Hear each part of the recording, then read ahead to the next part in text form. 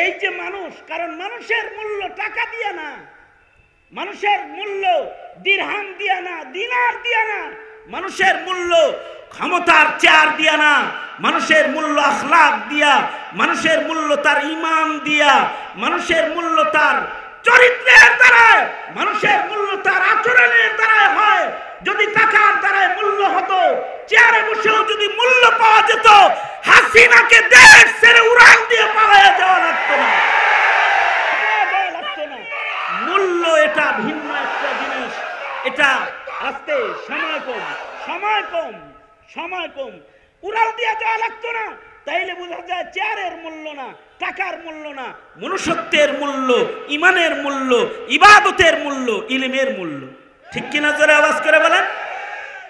এক যুবক রাবেয়া বসরির কাছে আসছে, আয়সা বলে, রাবেয়া, অনেক মানুষ আপনার কাছে আহে, কিন্তু ঠকে গেছেন গা। কেমনি ঠকছি? বেডি হয়ে জন্ম নিছেন, মহিলা হয়ে জন্মাইছেন, পুরুষ তো আর হন নাই। পুরুষ হইলে একটা সম্মান হইতো, আর রিজালু কাওয়ামুনা আলান নিসা, পুরুষ হইলে আপনার সম্মান হইতো, নারী হইছেন, ঠকে গেছেন গা। তো রাবেয়া বসরি বলে, পুরুষ হইলে জিতা যায়, নারী হইলে ঠকে যায়, দলিল কি তোমার কাছে? যুবক বলে কি, দলিল হইলে দেখেন না, নবুয়ত আল্লাহ তাআলা নারীদেরকে একটাও দেয় নাই। ঠিক কইছে না? হ্যাঁ, স্যার হইছে। কি বলতেছে? দেখেন না, নবুয়ত আল্লাহ তাআলা কোন নারীকে দেয় নাই। নবী যা বানাইছে সব পুরুষ দেখে দেখে বানাইছে। বোঝা যায় পুরুষের দাম বেশি। যেমন মনে করেন এই ইমাম মুয়াজ্জিন পরিষদ, এইখানে কোনো মহিলার চাকরি নেওয়ার কোনো সম্ভাবনা নাই। এটা দামি চাকরি, ইমামতি আর মুয়াজ্জিন এগুলো দামি চাকরি। হযরত ওমর বলতেন, খলিফাতুল মুসলিমিন না বানায় আমাকে যদি মুয়াজ্জিন বানাতে, তাহলে আমি জিতে যেতাম। কারণ ময়দানে মাহশরে মুয়াজ্জিনদের গর্দান উঁচা উঁচা হবে। আল্লাহু আকবার বলেন, উঁচা উঁচা হবে।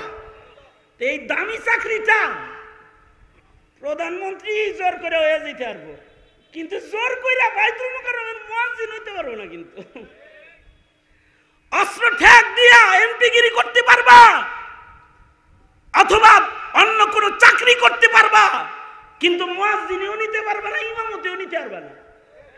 কারণ এই দুইটা আল্লাহ তাআলা এই ইমামত, সাদারাত, নেতৃত্বের কাজ যেগুলো, সেগুলো আল্লাহ তাআলা পুরুষদেরকে দান করেছেন। তার মানে আবার এই কারণে নারীর দাম কম তা না।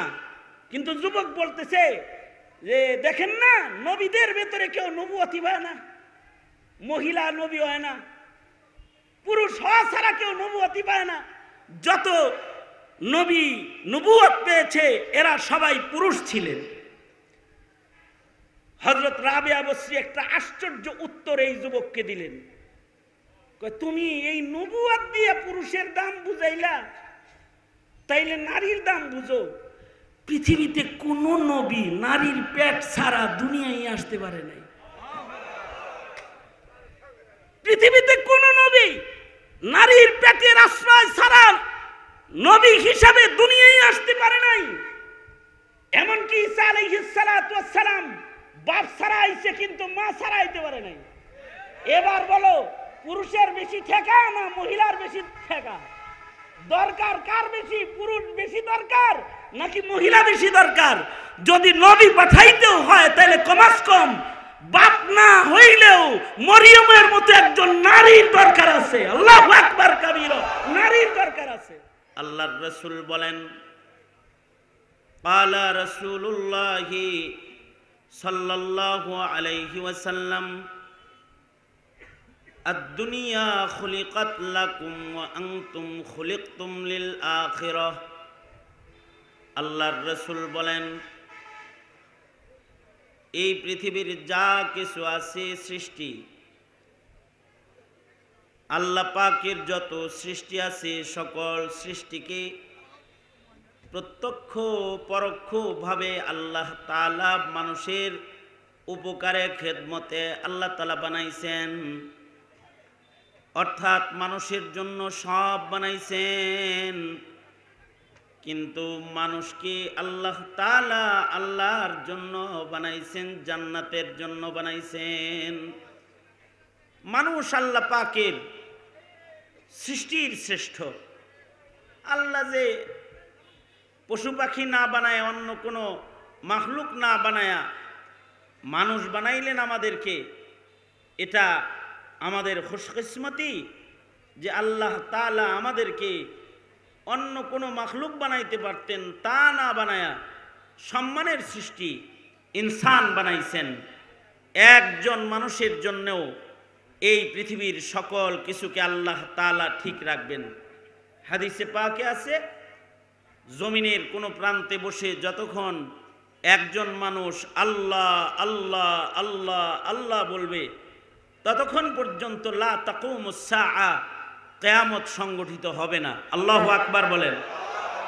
স্বাধীন দেশ, জোরে বলার সুযোগ আছে আলহামদুলিল্লাহ, সুবহানাল্লাহ, আল্লাহু আকবার আগে জোরে বললেও আমাদের বাক শক্তিকে রুখে দেওয়ার জন্যে কেউ দাঁড়িয়ে যেত যে তাকবীর দিবেন না। এখন তো স্বাধীনতা আসছে, এখন জোরে বলতে সমস্যা নাই। তো জোরে আওয়াজ করে বলেন আল্লাহু আকবার। আল্লাহু আকবার জোরে বললে পরে ঈমান বৃদ্ধি পায়। জোরে আওয়াজ করে বলেন আল্লাহু আকবার।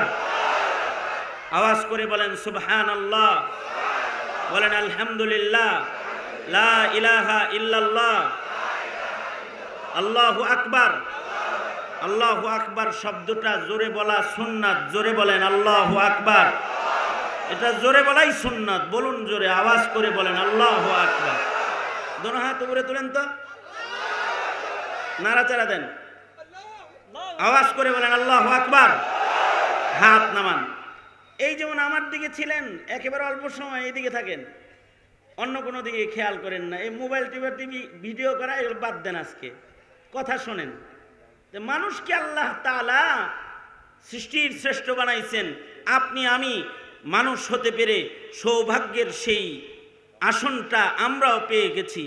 শুকরান বলুন আলহামদুলিল্লাহ। সব মানুষ আবার আল্লাহর কাছে দামি না। মানুষ সৃষ্টির শ্রেষ্ঠ। একজন মানুষের জন্য সারা পৃথিবীর নিজামকে ঠিক রাখা হবে, অর্থাৎ আল্লাহর সব সৃষ্টির চাইতে একটা মানুষের মূল্য অনেক, বলেন অনেক বেশি। কিন্তু সব মানুষের মূল্য আল্লাহর কাছে বেশি না। মানুষের ভেতরে কিছু কিছু মানুষ আছে, এগুলো আবার কুকুরের চাইতেও খারাপ, শুকুরের চাইতেও খারাপ।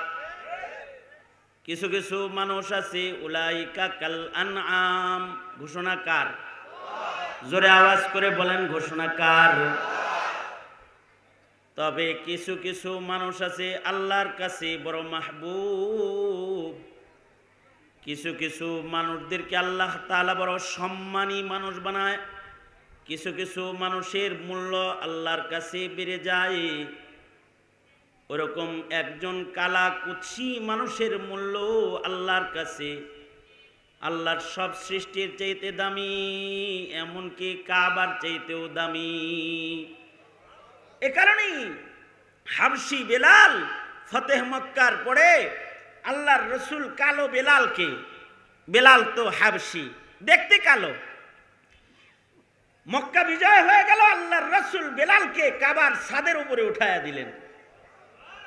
কাফেররা কাবার ছাদের উপরে একটা হাবশি বেলাল, গোলাম বেলাল উঠছে, এটা দেখে তারা চিৎকার করতে লাগলো, হায় হায় হায়, বেলাল তাকে কাবার ছাদে উঠায় দেওয়া হলো। বেলালের দাম বেশি না কাবার দাম বেশি? এটা তাদের মনে প্রশ্নের উদয় হলো। আল্লাহর রসুল বললেন, এই একটা কালা বেলালের দাম এমন হাজার কাবার চাইতে বেশি দামি। কারণ কাবা মানুষের সৃষ্টি আর মানুষ আল্লাহর সৃষ্টি। কাবা আল্লাহ তাআলা মানুষের হাত দিয়ে বানাইছে, আর মানুষকে আল্লাহ তাআলা নিজের হাতের দ্বারাই বানাইছে, নিজের হাত ব্যবহার করেছেন।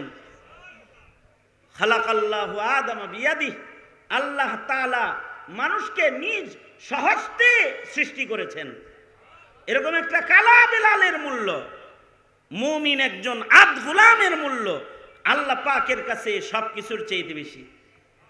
আল্লাহর শুকর যে আল্লাহ তাআলা আমাদেরকে মুমিনও বানাইছেন, আমাদেরকে জন্মসূত্রে কালিমার নিয়ামত, ইমানের নিয়ামত দান করেছেন।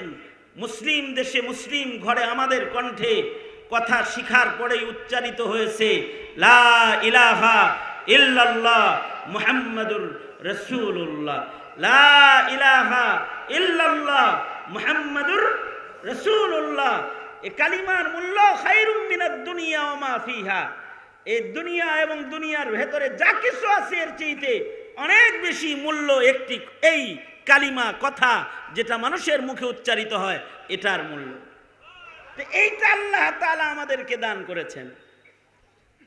আবার মানুষের ভেতরে আল্লাহ তাআলা শ্রেষ্ঠ মানুষ হিসেবে, দামি মানুষ হিসেবে ইমানদারকে যেমন দামি বলেছেন, ইমানদারদের ভেতরে আল্লাহ তাআলা যাদেরকে আল্লাহ তাআলা ইলম দান করেছেন তাদেরকে ইসলামে আল্লাহ তাআলা সম্মানী করেছেন। হোক না সে নর অথবা হোক না সে নারী, মানুষের ভেতরে সে পুরুষ হোক অথবা মহিলাই হোক, যদি তার ভেতরে ইলম থাকে, ইলমে দ্বীন, যদি তার ভেতরে দ্বীনি জ্ঞান থাকে, তাইলে ইসলামে দ্বীনি জ্ঞানওয়ালা মানুষ নর ও নারীর মূল্য ইসলামে সর্বোচ্চ। আল্লাহর রাসূল বলেন, ক্বালা রাসূলুল্লাহ সাল্লাল্লাহু আলাইহি ওয়াসাল্লাম, আন-নাসু মাআদিন কামাআদিনিয যাহবি ওয়াল ফিদ্দা, খিয়ারুহুম ফিল জাহিলিয়াতি খিয়ারুহুম ফিল ইসলাম ইযা ফাকিহু।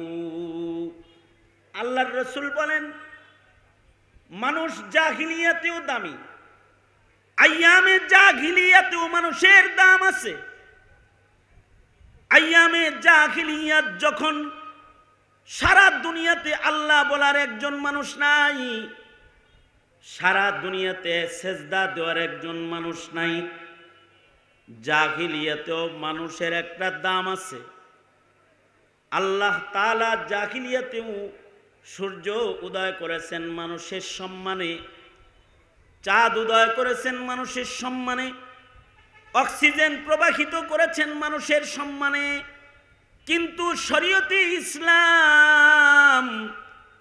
ইসলামে দেখতে মানুষ হইলে তার দাম হয় না। ইসলামে চোখ কান্না কলা সুরতের মানুষের দাম হয় না। খিয়ারুহুম ফিল ইসলামি ইযা ফাকিহু, ইসলামে মানুষের দাম হয় যখন মানুষের ভেতরে দ্বীনি বুঝ হয়।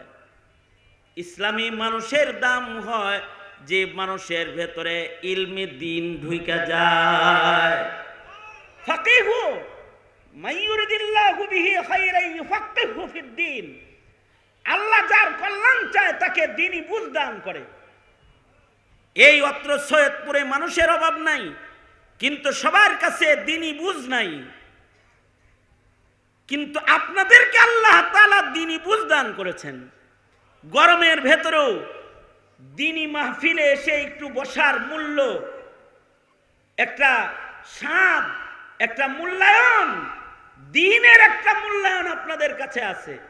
আপনারা এসে বসে গেছেন, কিন্তু হাজারো এমন মানুষ আছে যারা গানে গিয়ে বসে যায়, নাটক সিনেমায় বসে যায়, খেলা দেখার জন্য বসে যায়, কিন্তু ওয়াজ শুনতে তাদের ভালো লাগে না, দ্বীনের কথা তাদের ভালো লাগে না।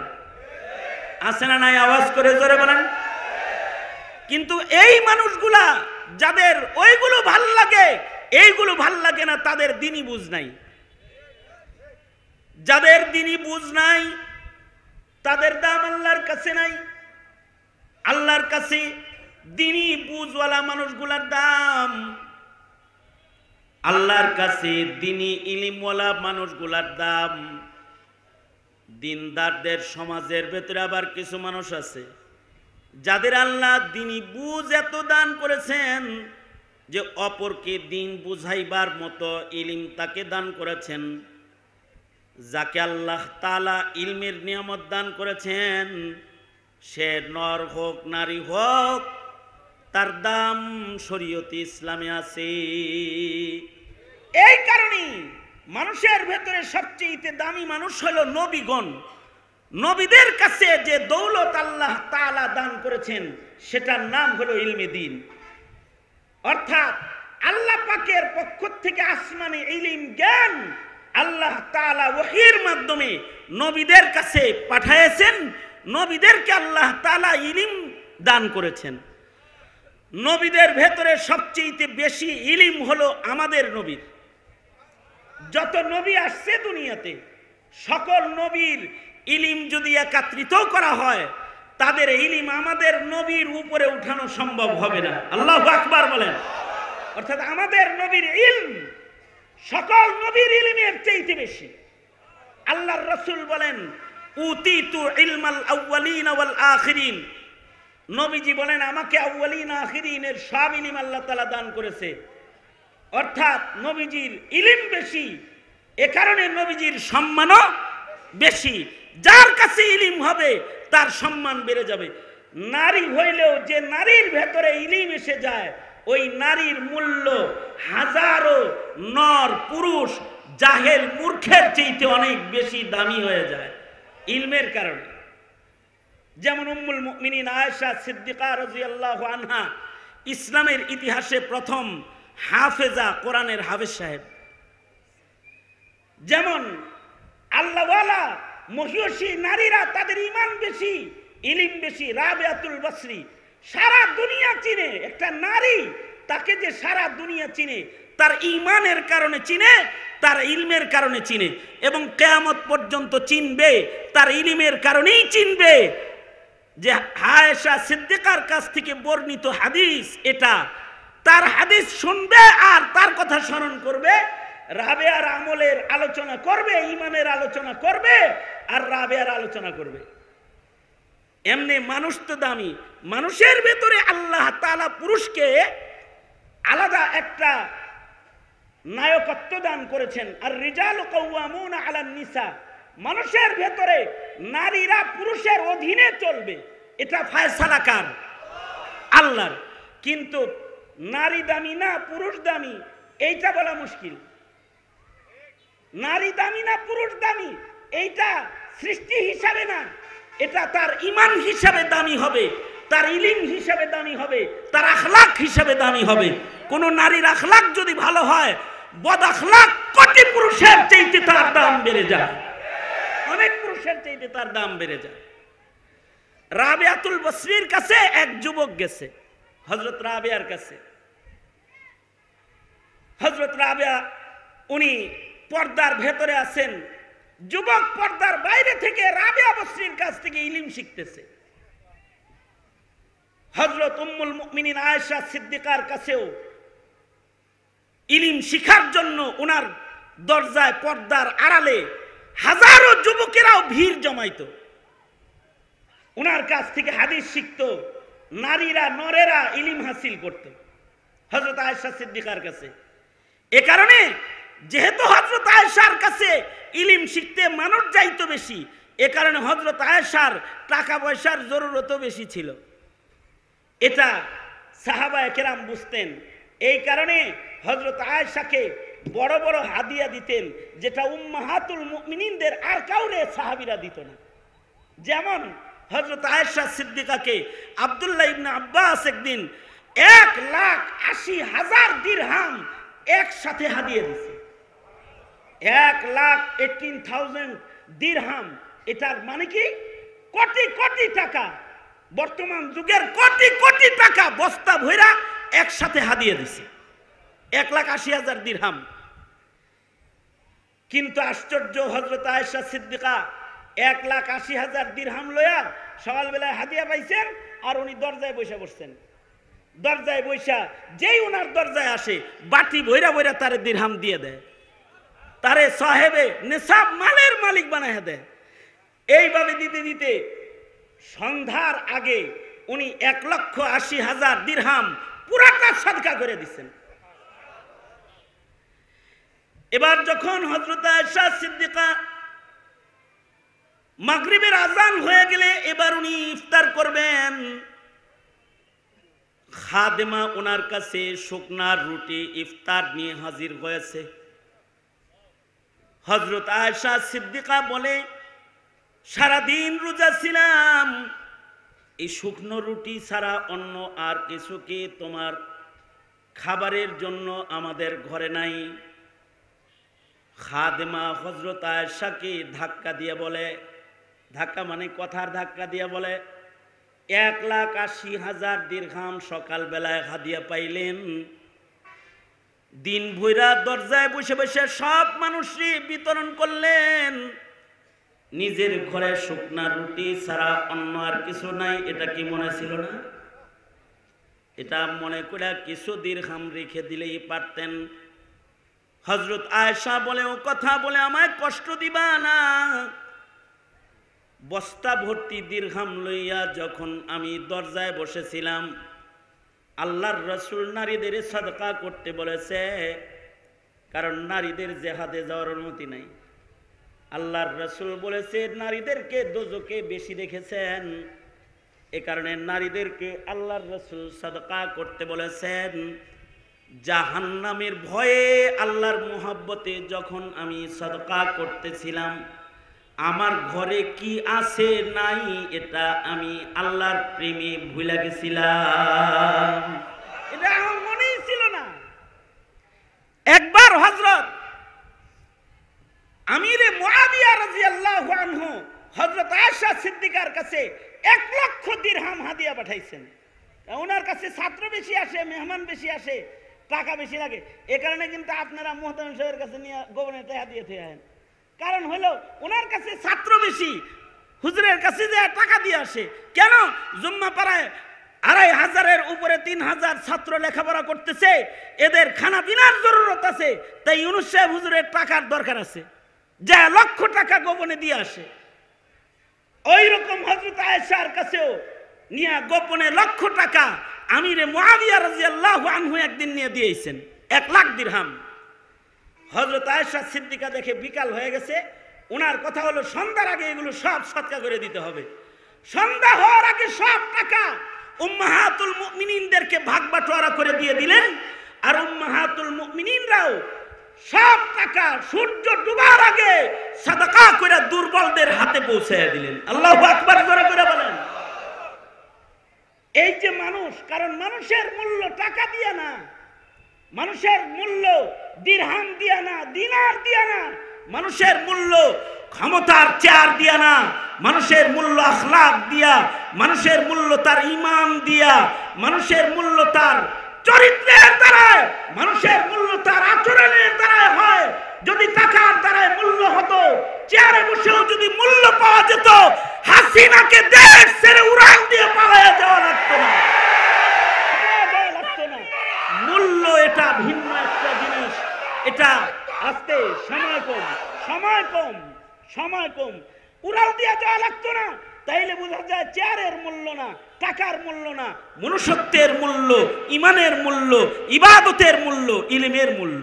ঠিক কিনা জোরে আওয়াজ করে বলেন।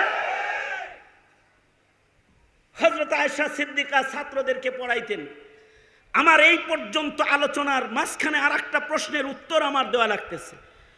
এখন যারা মহিলারা বেপর্দা টিচার হয়ে ছাত্র পড়ায়, ছাত্রী পড়ায়, তারা বলতে পারে আমরা আয়েশা সিদ্দিকা। আয়েশা সিদ্দিকা তো ছাত্র পড়াইতেন, ছাত্রী পড়াইতেন।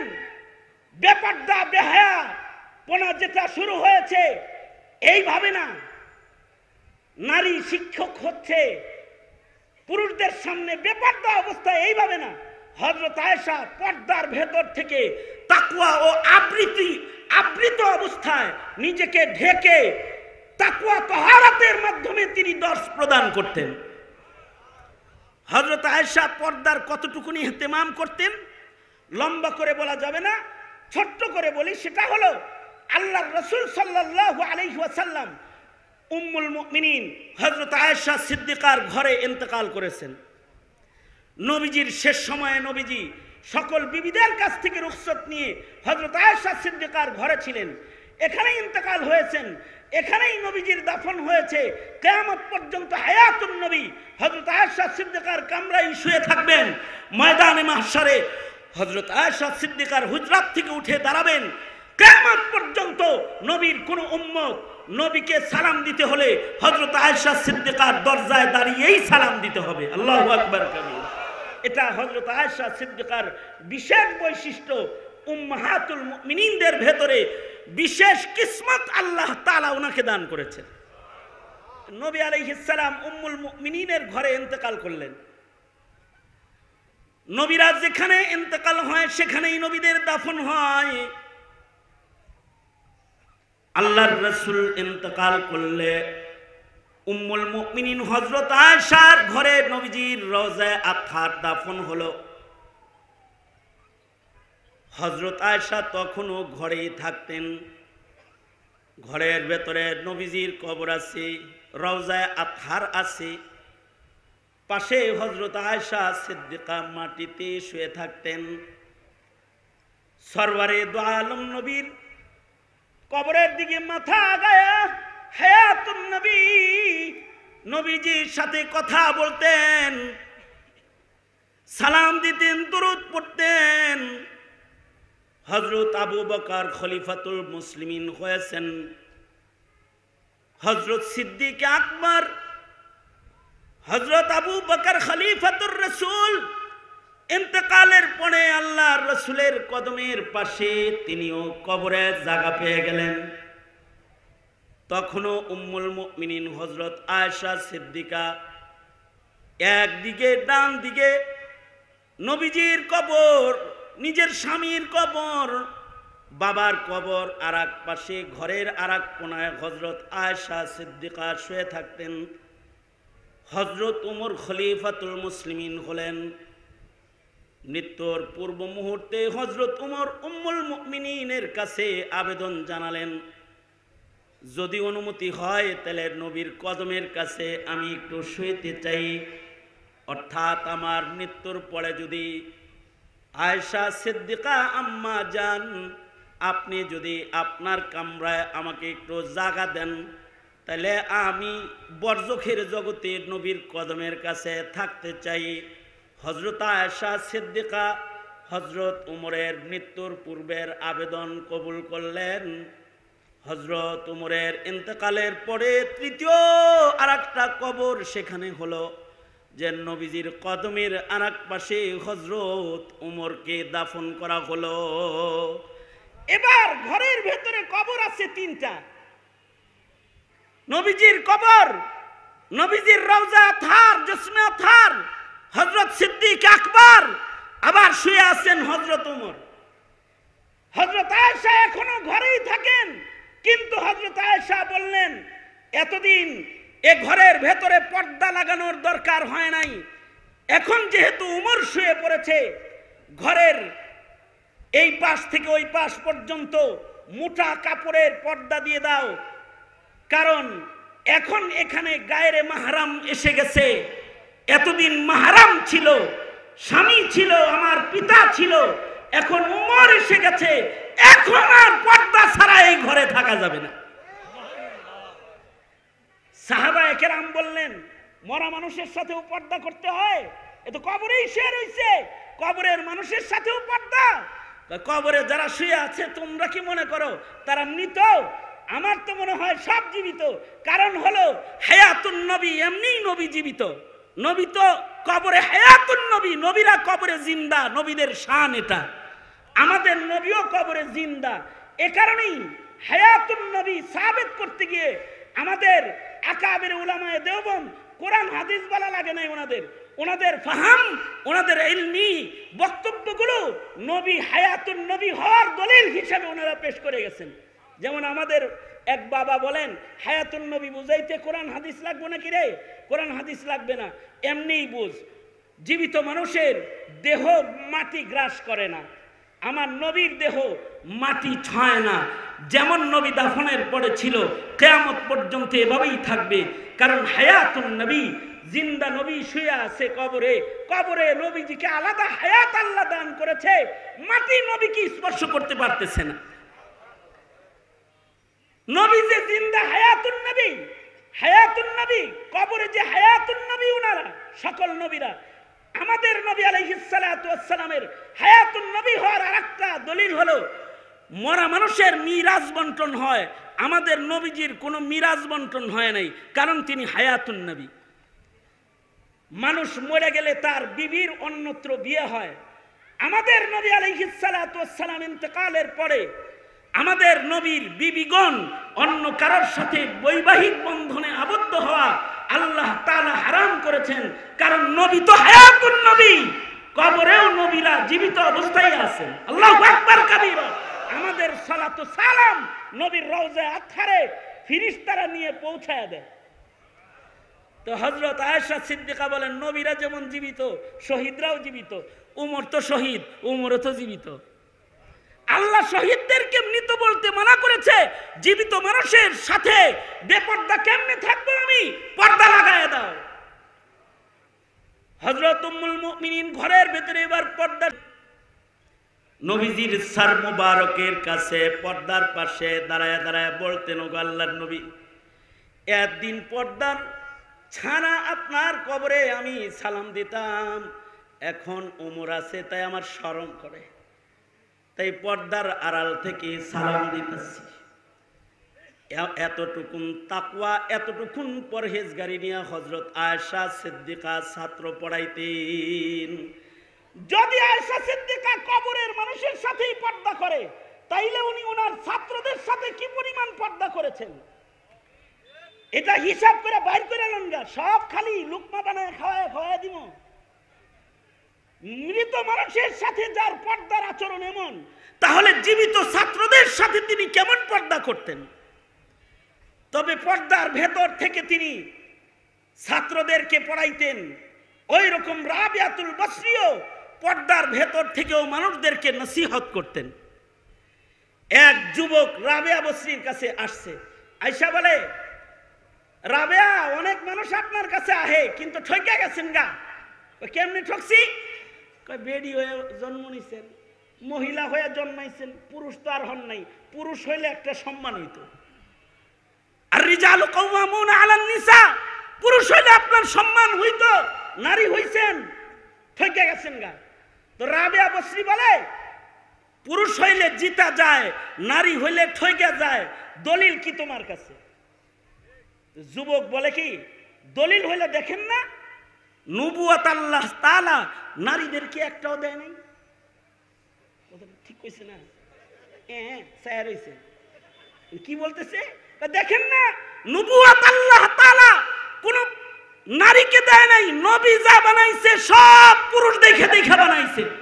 বোঝা যায় পুরুষের দাম বেশি। যেমন মনে করেন এই ইমাম মুয়াজ্জিন পরিষদ, এইখানে কোনো মহিলার চাকরি নেওয়ার কোনো সম্ভাবনা নাই। এটা দামি চাকরি, ইমামতি আর মুয়াজ্জিন এগুলো দামি চাকরি।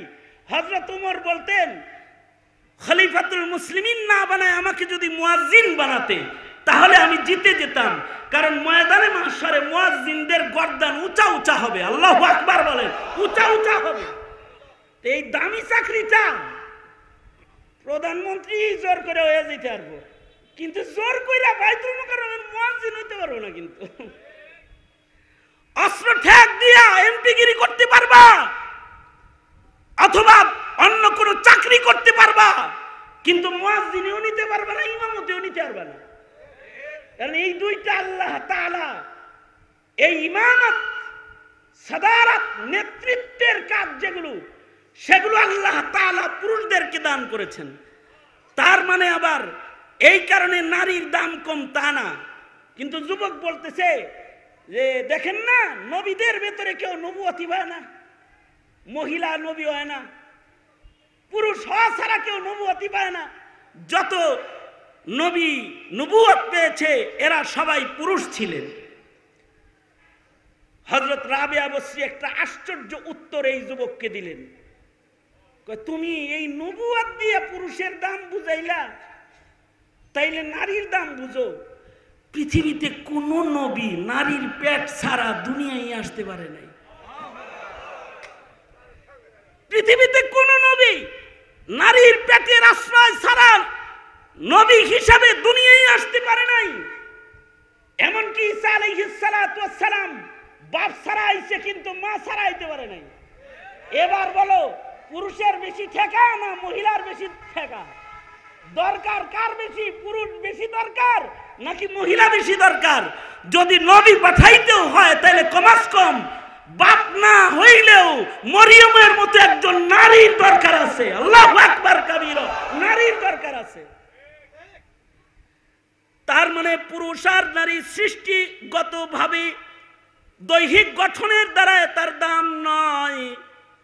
খিয়ারুহুম ফিল ইসলামি ইদা ফাকিহু, ইসলামে নর ও নারীর মূল্য হয় যখন নর ও নারীর ভেতরে দ্বীনের বুঝ আসা যায়, যখন নর ও নারী আল্লাহকে চিনা ফেলায়, যখন নর ও নারী নামাজের গুরুত্ব বুঝে ফেলে, যখন নর ও নারী কবর হাসর চিনা ফেলায়, যখন নর ও নারীর ভিতরে ইলম আইসা যায়, হালাল আর হারামের জ্ঞান আইসা যায়, হক আর বাতিল বুঝার যোগ্যতা এসে যায়, যখন দ্বীনি বুঝ আইসা যায়, তখন মানুষটা আল্লাহর কাছে দামি হয়ে যায়। আর যদি সাথে কারোর ভেতরে ইলম নামক নূর এটা যদি আইসা যায়, কোরআনের ইলম যদি কোনো নর নারীর ভেতরে এসে যায়, তাহলে রাসূল বলেন খায়রুকুম মান তাআল্লামাল কুরআনা ওয়া আল্লামা। আল্লাহর রাসূল বলেন তোমাদের ভেতরে নর নারীর ভেতরে সবচেয়ে দামি মূল্য আল্লাহর কাছে মূল্যবান মানুষ হলো তারা যারা ইলম শিখে, যারা ইলমে দ্বীন শিক্ষা দেয়। জাতি নিজের সন্তানকে বিজ্ঞান শিখালে, ডক্টর বানালে, ইঞ্জিনিয়ার বানালে, বানাও, দরকার আছে ইঞ্জিনিয়ারের, ডক্টরের দরকার আছে, ডাক্তারের দরকার আছে, সার্জারি অপারেশনের দরকার আছে, দার্শনিকের দরকার আছে, কেমিস্ট দরকার আছে, সবকিছুরই দরকার আছে, কিন্তু এটা দুনিয়ার জন্য। কিন্তু এই দুনিয়ার পরে বরজক ও আখিরাতের জন্য যেটা দরকার সেটা হলো ইলম ও আমল। এইটা যদি কেউ তার সন্তানকে না শিখায় থাকো, তাহলে তোমার মতো অপদার্থ পিতা এর জমিনের মধ্যে আর হয় না, যে তার সন্তানকে, যে তার ঘরে ঔরসে জন্মগ্রহণ করা নর ও নারীকে যে ইলমে দ্বীন শিক্ষা দেয় নাই, তার চাইতে অযোগ্য, তার চাইতে অধর্ম, তার চাইতে নিকৃষ্ট আর কেউ হতে পারে না, আর কেউ হতে পারে না। এই কারণেই নর ও নারীর ভেতরে যে সকল পিতা মাতারা তাদের ঘরে জন্মগ্রহণ করা মানুষগুলাকে কোরআন শিখায়, দ্বীন শিখায়, ইবাদত শিখায়, ধর্ম শিখায়, নামাজ শিখায়, তাদেরকে কিছু দ্বীনি বুঝ দিয়ে দেয়।